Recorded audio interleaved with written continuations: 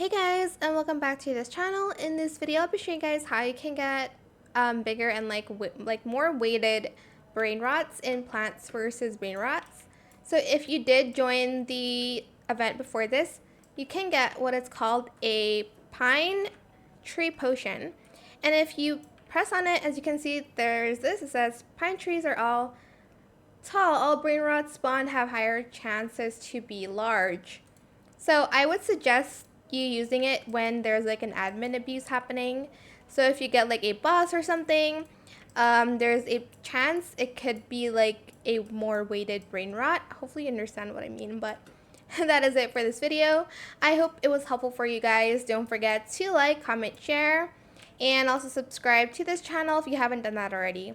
If you have any more questions about this video, just leave it in the comment section down below. I'll try my best to answer them all for you guys. And if you found this video helpful, please click the thanks button as well. That is it. Thank you so much for watching. Bye.